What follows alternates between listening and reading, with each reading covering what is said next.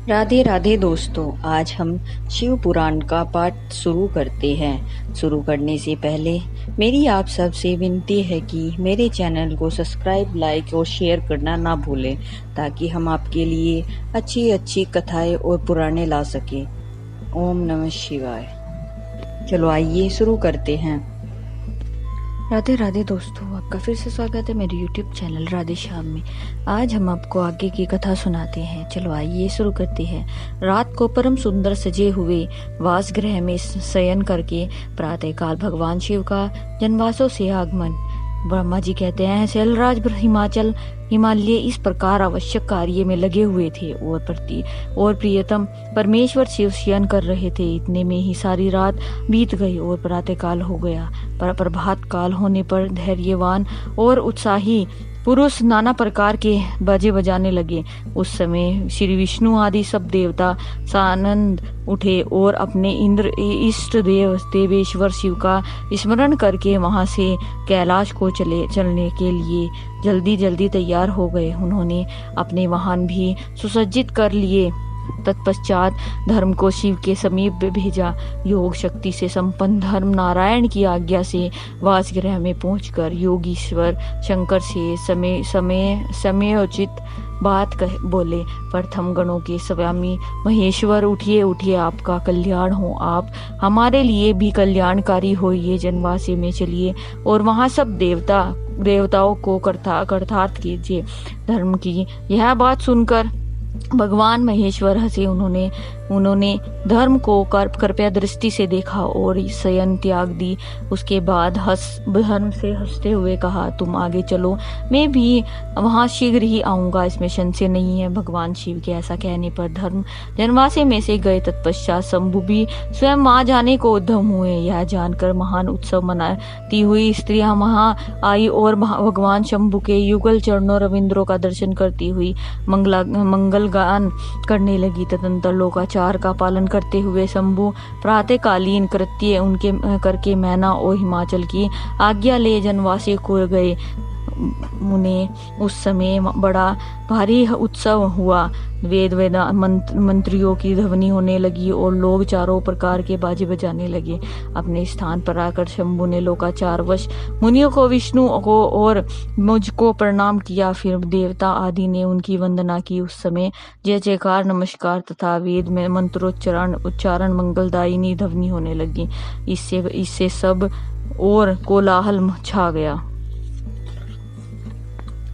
चतुर्कर्म बारात। कई दिनों तक ठहरना, सप्तऋषियों के समझाने से हिमालय को बारात को विदा करने के लिए राजी होना, मैना का शिव को अपनी कन्या सौंपना और बारात का पुरी के बाहर जाकर ठहरना। ब्रह्मा जी कहते हैं, तदंतर विष्णु आदि देवता तथा ऋषि कैलाश लौटने का विचार करने लगे। तब हिमाचल ने जनवासी में आकर सबको भोजन के लिए निमंत्रित किया। तत्पश्चात देवेश्वर सबको शिव को आमंत्रित करके हिमाचल अपने घर को गए और नाना प्रकार के विधान से भोजन उत्सव की तैयारी करने लगे। उन्होंने प्रसन्नता और उत्कृष्टता के साथ भोजन के लिए परिवार सहित भोजन भगवान शिव को यथोचित रीति से अपने घर बुलाया। शंभु के, विष्णु के, मेरे अन्य सब देवताओं के, मुनियों के तथा वहां आए हुए अन्य सब लोगों के भी चरणों को बड़े आदर के साथ धोकर उन सबको गिरिजा ने मंडप के भीतर सुंदर आसनों पर बैठाया। फिर अपने भाई बंधुओं को साथ लेकर उनके सहयोग से उन सब अतिथियों को नाना प्रकार के सरस पदार्थों द्वारा पूर्णता तत्पर किया। मेरे विष्णु के तथा शंभु के साथ सब लोगों ने अच्छी तरह भोजन किया। नारद विधिवत भोजन और आचमन करके तत्पर और भगवान और प्रसन्न हुए। सब लोग हिमालय से आज्ञा ले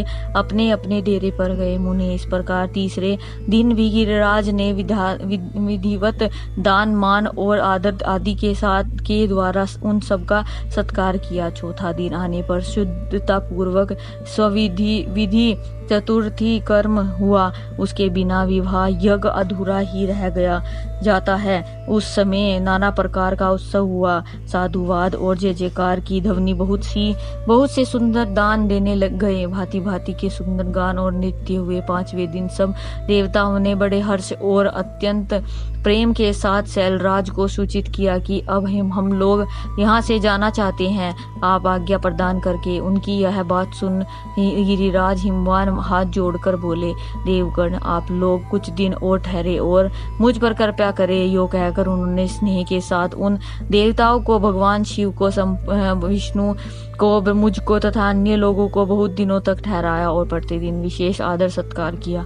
इस प्रकार देवताओं के वहां रहते हुए बहुत दिन बीत गए। तब उन सब ने गिरिराज के पास सप्तऋषियों को भेजा।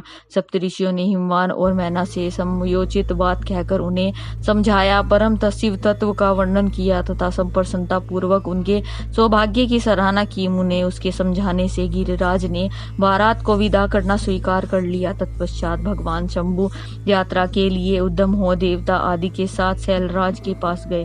देवेश्वर शिव देवताओं सहित कैलाश की यात्रा के लिए जब उद्यम हुए, उस समय मैना उच्च स्वर से रोने लगी और उन कृपया निधान से बोली। मैना ने कहा, कृपया निधे, कृपया करके मेरी शिवा का भली भांति लालन पालन कीजिएगा। आप आशुतोष हैं, पार्वती के स्त्रोत अपराधों को भी क्षमा कीजिएगा। मेरी बच्ची जन्म में आपके चरण रविंद्रों की भांति रहती है और रहेगी। उसे सोते और जागते समय भी अपने स्वामी महादेव जी के सिवा कोई दूसरी किसी वस्तु की सुध नहीं रहती है। मृत्युंजय आपके प्रति भक्ति भाव की बातें सुनते ही वह हर्ष के आंसू बहाती हुई पुलकित हो उठती है और आपकी निंदा सुनकर ऐसा मौन साध लेती है मानो मर ही गई हो। ब्रह्मा जी कहते हैं, नारद ऐसा कहकर मेनका ने अपनी बेटी शिवा को सौंप दी और उन दोनों के सामने ही उस स्वर से रोती हुई वह मूर्छित हो गई। तब महेश्वर जी ने मैना को समझाकर सचेत किया और उनसे विदा ले भगवान देवताओं के साथ महान उत्सव की यात्रा की। वे सब देवता अपनी स्वामी शिव तथा सेवकगणों के साथ चुपचाप कैलाश पर्वत की ओर पर स्थित हुए। वे मन ही मन शिव का चिंतन कर रहे थे। हिमाचलपुरी के बाहरी बगीचे में आकर शिव सहित सब देवता हर्षित और उत्साह के साथ ठहर गए और शिव के आगमन की प्रतीक्षा करने लगे। मुनीश्वर, इस प्रकार देवताओं सहित शिव की श्रेष्ठ यात्रा वर्णन किया गया है। अब शिव की यात्रा का वर्णन सुनो जो वीरव्यर्थ और आनंद दोनों से संयुक्त है। आज की कथा में हम समाप्त करते हैं, आगे की कथा कल सुनाएंगे। ओम नमः शिवाय। अगर आपको मेरी वीडियो अच्छी लगी तो बेल आइकन दबाना ना भूलें ताकि आपको मेरे आने वाली वीडियोस का नोटिफिकेशन मिलता रहे। धन्यवाद। ओम नमः शिवाय।